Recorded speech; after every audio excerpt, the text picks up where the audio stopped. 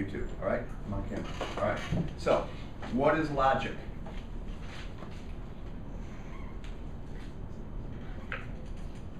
What is it? Is it an academic subject? Can you take a course in logic? No. Who said no? Well, it turns out you can. You can take a course in logic. All right? What department would you take a course in logic? Psychology. Psychology? No. Another guess. Did you say ethics? Yes. No, but the same department that teaches ethics will teach logic. What department is it? Business. No. Communications. No.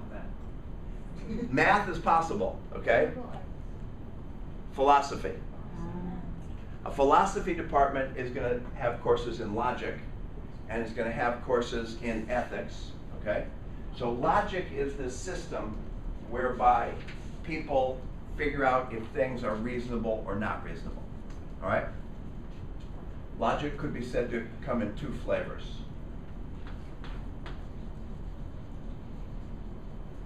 Deductive and inductive, okay? So that's a good quiz question. What are the two flavors of logic? So, anybody have any knowledge, any experience with deduction? Could give me an idea about what deduction is, or induction, and how it's different from deduction. Marcia. Isn't like deductive taken out and inductive taken in? Excellent. Perfect. D is out, N is in, Duke is lead. So leading out, leading in. Anybody else? Mike, you said you were familiar with this stuff when I was talking to you about this deductive syllogism. I just remember the Socrates, how it followed like a transitive property. That's all I Okay. really remember. Do you remember the Socrates syllogism? Sure. Okay. How's it go? All men are mortal. Okay. Socrates is a man, thus Socrates is mortal. All right. Perfect. All men are mortal. Socrates is a man. Socrates is mortal. That is a classic example of a deductive syllogism. Some people would say we should fix it now for gender sensitivity and say all people are mortal. Socrates is a person, but this is the way they used to do it. So this is a deductive syllogism. This here is called the major premise. And this here is called the minor premise, and it's identified. And this here is called the conclusion. So you can conclude that Socrates is mortal because Socrates is a man based on the general rule, all men are mortal, right? Now, you can use something called a Venn diagram to demonstrate this. Anybody remember seeing a Venn diagram? What's a Venn diagram? You have two different things in each circle, and then the circles cross in the middle, and in the center of the circles is where both categories. Perfect. Good. Venn diagrams talk about categories. So one of the ways to diagram this is say, okay, here we've got a circle called mortals, right? And if we put it inside of here, a circle called men, all men are mortals. There's nobody in the man circle who is outside of the mortal circle. And now, if we put inside of here, Socrates is a man. Socrates is necessarily inside the mortal circle. Make sense? Pretty easy, right? Now, what happens if we say,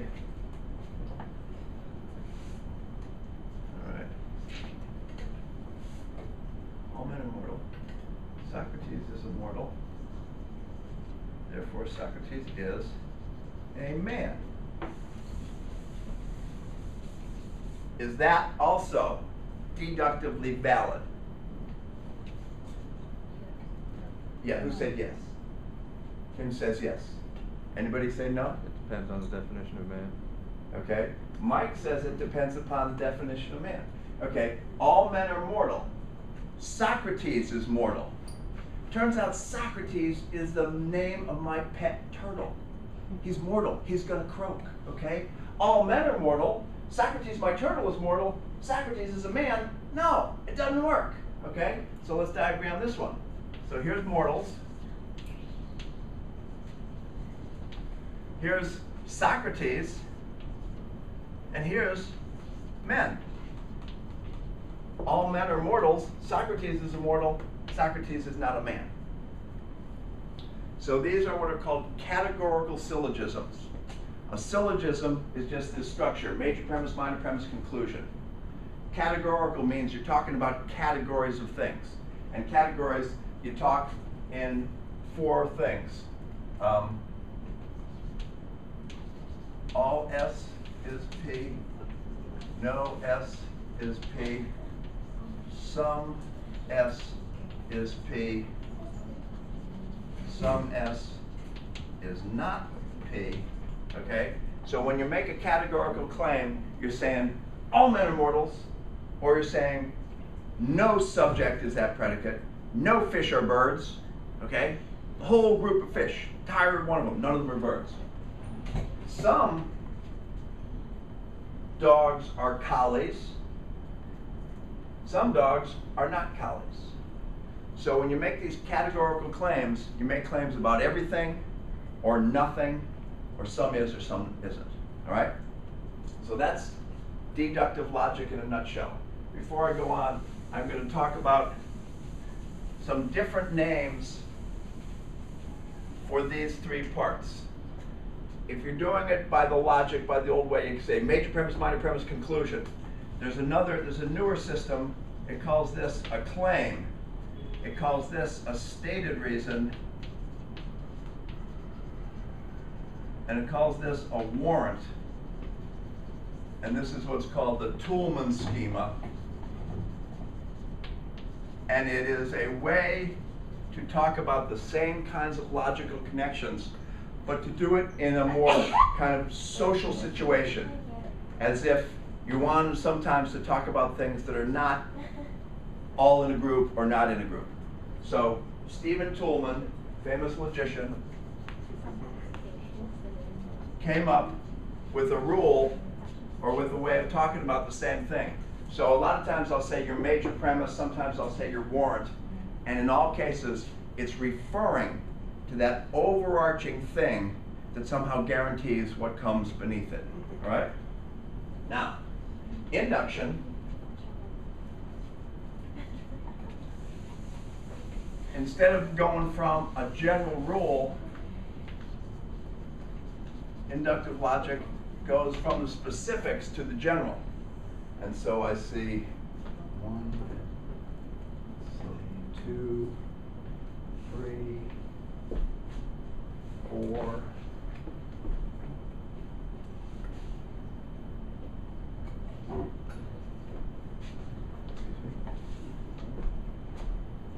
5. Okay, 5 out of the however many women there are in this class are now wearing flip-flops or open-toed shoes, okay? And so there are 1, 2, 3, 4, 5, 6, 7, 8, 9, 10. 50% of the women at Ryder start wearing flip-flops on the first day of spring, okay? So now what I've done is I've gone from the specific. I counted people's feet, and I came up with this general rule. Now it turns out that rule could be way off because my sample here is pretty small. But if I sampled a much larger group, and it turns out it's the same, what I'm doing is I'm coming up with a general rule based on specifics, going the opposite direction from deduction. Deduction, I start with a general rule and make a specific claim. Therefore, Socrates is a man. And with induction, I start with counting instances and then come up with a general rule. So induction and deduction work in opposite directions. Deduction is pretty absolute when you're talking about things that really are or are not a member of a category. Deduction is more like, I'm going to make an educated guess here. But there are 2 different approaches to logic. All right? Any questions about any of that? All right. When I asked you to put homework into the Blackboard as of last week ago, Thursday, and then I wrote and I said, boy, you did a piss poor job. It's only because I was expecting about 30 of them, and I was expecting 30 good ones, and it looked like people didn't read the instructions or didn't look at my example, because in a lot of cases people, all they did is they put in a claim. Marijuana should be legal, okay? And what I asked for was a claim, marijuana should be legal, plus a stated reason, because marijuana is not sufficiently dangerous to outlaw. Now, you've got everything you need, because if you have the claim, marijuana should be legal because marijuana is not sufficiently dangerous to outlaw, you can then deduce the major premise. So just like if you got 5 plus 2 equals 7, right? If this is x, you can run it backwards and you can figure out what that is. Similarly, you can run deduction backwards and figure out what the general major premise is. So if I say marijuana should be legal because marijuana is not sufficiently dangerous to be made illegal, I'm pointing to a general rule that says anything that's not sufficiently dangerous to be illegal should be legal. So one of the ways you can figure out how to get to that one, every categorical syllogism has exactly 3 terms, and each term is used exactly twice. So if I say God is love, love is blind, Ray Charles is blind, therefore Ray Charles is God, that doesn't work, because right off the bat I got 4 terms, okay? And there are other problems with that. But here I've got Socrates once, twice, man once, twice, mortal once, twice. So when you're trying to figure out what is the major premise, and you've got a good claim and you've got a good stated reason, what you do is you find out what word has been used twice and it's used up. You can't get to use it again. And then you take the other 2 words that haven't been used. So in this case, this is used up, this is used up. I need a sentence that has man and mortal. And what you want is some generalizing term. So it could either be all men are mortal, and that'll work on here, or it could say all mortals are men. Well, that doesn't work. Turtles are mortal. They're not men. So one of the arrangements that you're guessing for your major premise won't work. But common sense should help you find out the one that does work. Okay? Any questions about any of that? All right, why don't you pause the tape, Mike? So anything that's on